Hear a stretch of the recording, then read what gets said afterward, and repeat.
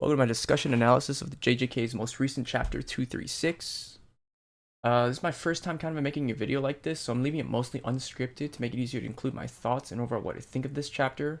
But definitely know in the comments any ways I can improve this format or what you think of the chapter, any theories you have about the direction of the series. I look forward to seeing all your replies, and without further ado, let's proceed to the analysis. To start, it's important to know that this chapter heads towards a flash forward. When I first started reading this chapter, I assumed it was going to be a flashback since we see Ghetto, and they seem and both of them seem pretty young, and they're chilling in this airport, this kind of mall-like area. But as we progress, we notice that Gojo's talking about his death, which is kind of makes this more of a flash forward and sets a very eerie tone for the chapter. Honestly, when this chapter came out, I almost wanted to skip straight to the end because once I picked up this little bit of context clue, I knew it was over for Gojo.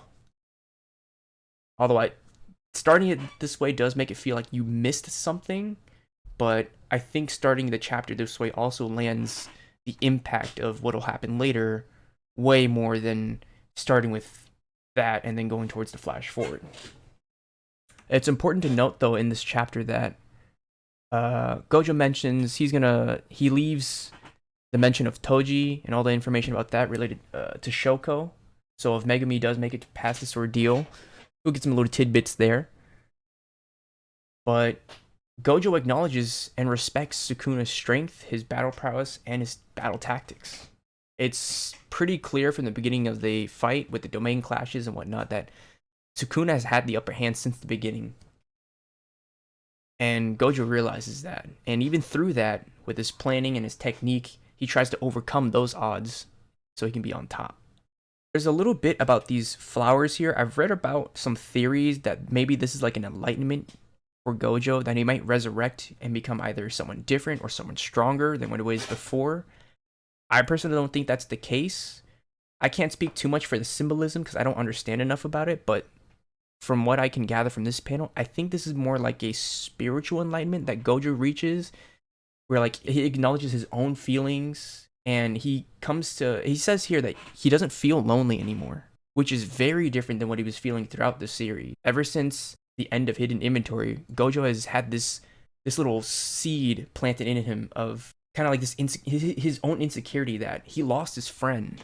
He couldn't save his friend, and as much as he wishes Geto could come back, it's just not gonna happen. And one of the things that pushes him towards feeling that kind of loneliness was Geto himself, where he kind of shatters Gojo's perspective on himself related to his strength. Gojo's strength makes him untouchable, and because he's untouchable, you can't get close to him. You can't understand him in a certain way that'll help him feel validated, if that makes sense. And this kind of loneliness, Gojo empathizes with towards Sukuna, because if we think about it, Sukuna's pretty much the strongest sorcerer that we know today. And being at the top, it feels great, but again, it's kind of lonely.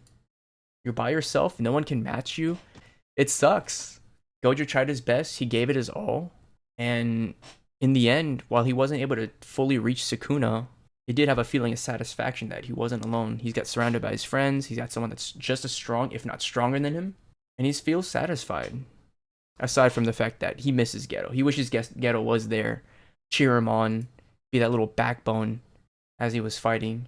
Now with the introduction here of Nanami and Haibara, I start to wonder if this is the afterlife, is this the true afterlife where everyone in it, or is this Gojo's afterlife?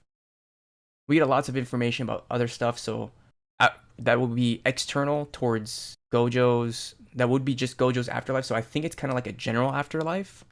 Another point I forgot to bring up earlier was Gojo's statement here that Sukuna was a lot stronger than he let on. And I've seen a lot of comments, I've seen a lot of posts that kind of dismiss how powerful Sukuna really is. And to address that Sukuna was holding back, we know that he did not use the black box. Not only that, but he also has the gift from Yozuru, like that, the armored chick from earlier in the Colon games. Don't know what that gift is. We don't know if it could have been used in this fight, but Sukuna obviously has more tactics available to him than even Gojo is aware of. I believe Gojo could feel that throughout the fight, because one important thing to note that is throughout the entire fight, from the very beginning, Sukuna never deviates from his original plan. Now, what is his original plan?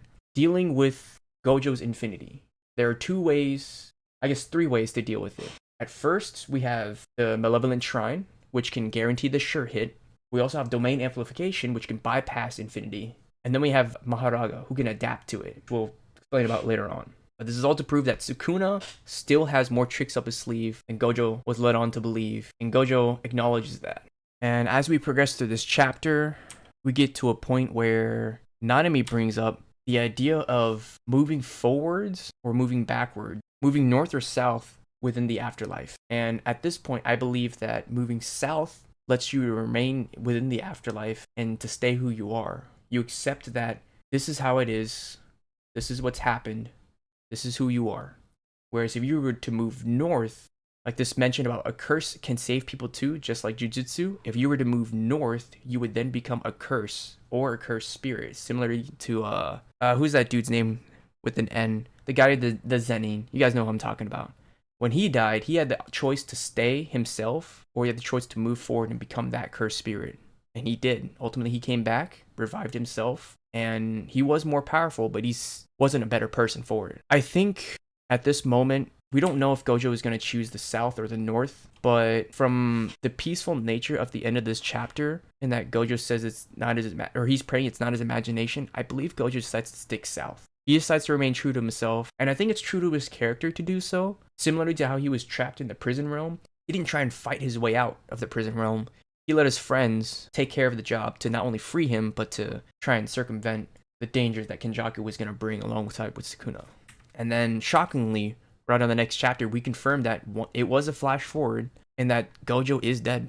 And there's something very important to also note here that I believe that it's kind of weird how normally Gojo's been damaged before. He got his whole arm cut off and he could just heal it just fine. But in this moment, not only does Gojo look completely out of it, but he can't recover the damage. This is coming from the guy that just before this chapter started was on a battle high, surging with energy after consecutive black flashes, healing himself entirely after his own hollow purple. You can see that there's a little bit of scarring on the right side of his face, so he's still in the process of healing himself, and he almost fully recovers. But right before he can accomplish that, Sukuna decides to deliver the fatal blow here. Now, how does this play out? In my opinion, the way that this happened is Gojo walks up to Sukuna. Sukuna anticipates that Gojo has let his guard down. No, Gojo did not deactivate Infinity. He did not turn off his reverse curse technique. He's still on edge and expects Sukuna to do something, but he is not expecting himself to be taken down by his cleave or dismantle, something he was handling just fine at the beginning of the fight with his own reverse curse technique. So the way I think about it, to Gojo, with Sukuna at the exhausting all of his tools, Maharaga's gone, he's out of curse energy, he can't domain expansion. All that's left, if he can do anything, is probably cleave or dismantle. So I think with that kind of mindset going into this last little bit, Gojo slips up by not allowing himself to be ready for that. But also, it's kind of hard for him to be ready for it, because Sukuna, while he does ultimately use cleave and dismantle to take care of Gojo, he does it in a way Gojo doesn't expect.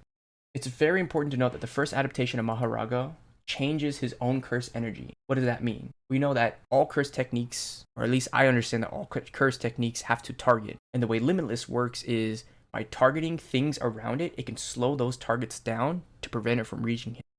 It's important to know that when Maharaga first adapted to Gojo's Infinity, he adapted in a way that would prevent him from being targeted by Infinity. By changing his own curse energy, he basically puts himself outside the parameters of what Gojo can target, therefore allowing him to slip past Infinity himself. Because Sukuna can't replicate this, he either waits for Maharaga to continue to adapt, or he forces Maharaga into a new adaptation to reveal a new technique that Sukuna can replicate. And that is altering the target of what he wants to slash. If we look through here, the second adaptation proceeded as hoped. That wasn't meant to be a slash like the ones I had launched. Launched is the key words here, meaning the way Sukuna has been activating his technique is determining a target and throwing the slash, which is susceptible to the Limitless, because Limitless can target that slash and slow it down. Whereas I believe what the slash that did ultimately kill or deliver the fatal blow to Gojo was the fact that the slash not only started closer to Gojo, but started within infinity and also cut through everything within it. Now, what do I mean by that? It cut space, it cut the world. So long as Gojo stood in that spot, he was going to be severed. Everything in that spot was going to be severed. And I think it's very important to note about the potential that Sukuna may have cut Gojo's soul in this spot. From the look of when Gojo got his arm severed off, it wasn't that big of a deal, and he recovered it pretty quickly afterwards when he landed the Black Flash. But if we go back and see, Gojo looks like he's done here. Even one of the earlier slashes from Maharaga across his chest was healed up no problem. You can still see the remnants of the slash right here. But for some reason, even after having his torso cut off, you could say that this is probably just how much the damage felt. But I think if Gojo does not recover in any way in the upcoming chapters, he isn't able to be revived. I think it's because Sukuna included the soul as his target when he used his cleave/dismantle. And we can see here, it's a very effective technique. Not only did Sukuna manage to find a way to bypass infinity that he himself could replicate, but including his extensive knowledge on the soul, I believe he aimed for Gojo's soul, split him in half to prevent him from recovering and ultimately kill him there. But it's also important to note that Sukuna acknowledges Gojo's strength, and they both give each other a wholehearted smile. They enjoyed their fight. While Sukuna was holding back, he was pushed to the brink, more than probably any other sorcerer had done in the past, aside from the one that took him down, or the group of sorcerers that did take him down. Gojo single-handedly nearly took Sukuna down, or forced him into a position way more dangerous he may have felt than anyone else. So much so that Sukuna is willing to acknowledge Gojo's attempt, his strength, and validates it. To further back my point about why I think the missing parts of the chapter proceeded the way it did, with Sukuna just throwing the slash against an unexpected Gojo, was the fact that in this panel we see Sukuna still is missing his hand, and we also see the right side of his face hasn't healed yet. It's very clear that this all happened pretty much almost in an instant. So some people are arguing that we missed out on what could have happened, but I honestly feel like the way the chapter was delivered in this way not only lands the impact of Gojo's death, not only does it make it more shocking, but it feels right, you know? It's sad to see Gojo go out this way. It's very shocking to all the readers, and I couldn't think of a better way to start the chapter. I would not prefer to see Sukuna throw the slash. I would not prefer to see like all this other exposition. I feel like everything that we got at the end of this chapter was tied together pretty nicely. We got a lot of character development from Gojo. We got some from Nanami. We even got a little bit from Haibara. And even Geto.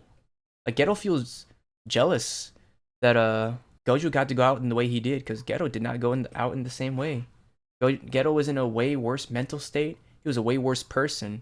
But for now, in the afterlife, with his friends and his close allies, he seems to be at peace with himself. And so does Gojo. Chapter 236 and the fight between the two strongest sorcerers have been a roller coaster, and I'm looking forward to the direction Gege takes this series in. With that all said, thank you all for watching, and again, let me know your thoughts and any suggestions down below, and I'll look forward to discussions we can have. Big shout out to my man Casey, who got me to revisit the series. I wouldn't be able to appreciate this work in a new light had it not been for him. Take care everyone, and I hope to see you all next time.